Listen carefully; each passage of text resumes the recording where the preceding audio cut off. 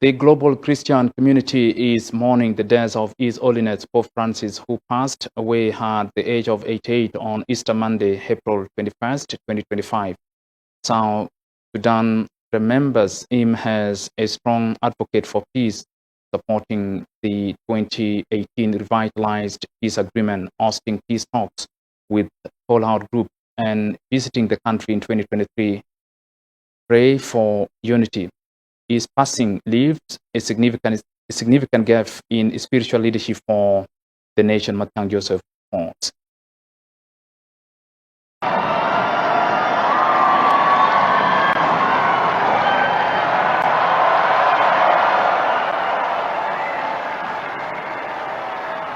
Pope Francis died at 7:35 a.m.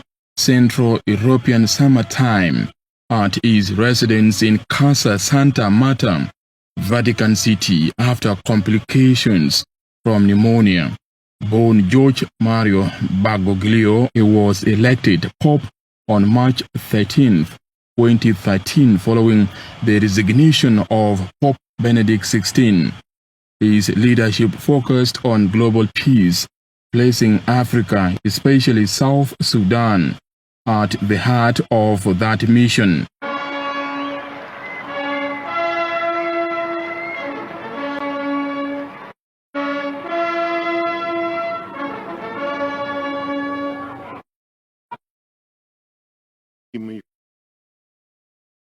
Dear brothers and sisters, profondo devo annunciare morte del nostro Santo Padre. it is with profound sadness I must announce the death of our Holy Father Francis. At 7:35 this morning, the Bishop of Rome, Francis, returned to the house of the Father. Tornato alla casa del La sua vita tutta intera His entire life was dedicated to the service of the Lord and His Church. e della sua casa. In April 2019, Pope Francis made headlines by kneeling to kiss the feet of President Salva Kiir and opposition leaders, urging them to uphold the peace agreement and reconcile. In 2020, he facilitated peace talks between the government and all-out opposition groups through the San Egidio community.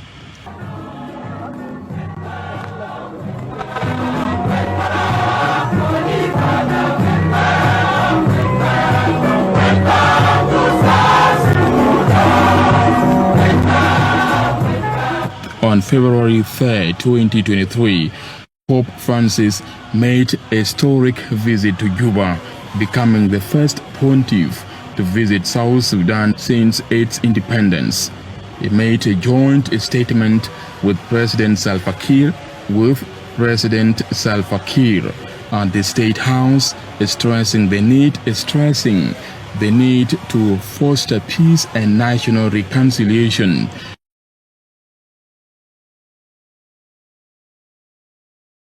Pope Francis and your delegation to the Republic of South Sudan, Your Holiness, it is the first time in our history that the head of the Church, of the Catholic Church, has visited. Your visit will leave a positive impact on our national conscience and peace in our country.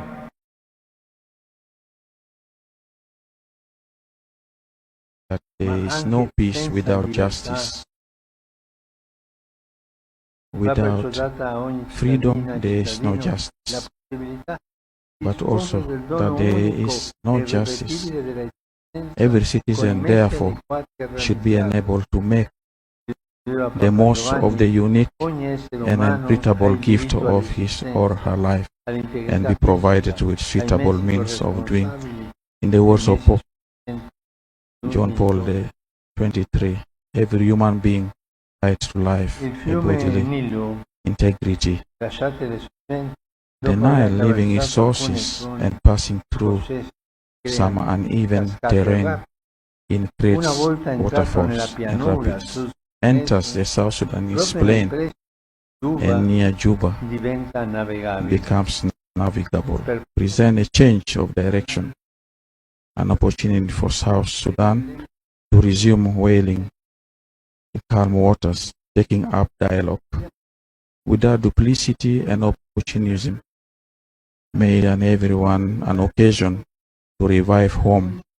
Let its citizens understand that the time has come to stop being carried along by the tainted waters of hatred, tribalism, regionalism, ethnic difference. It is time to sail.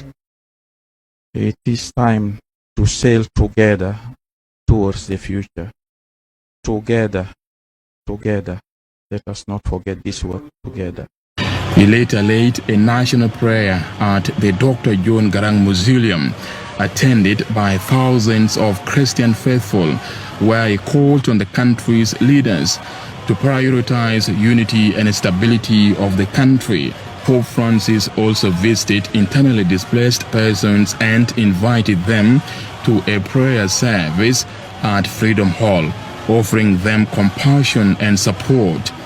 Additionally, the pontiff convened with religious leaders at St. Teresa Cathedral, where he urged cooperation to uplift younger generation through education and health, replacing weapons with pens.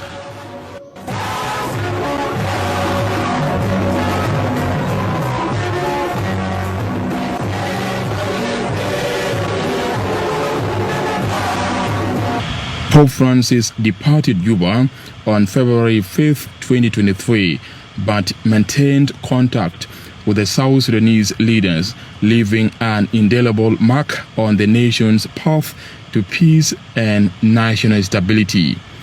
He will be remembered not only as the first pope to visit South Sudan, but also a symbol of unity for its people.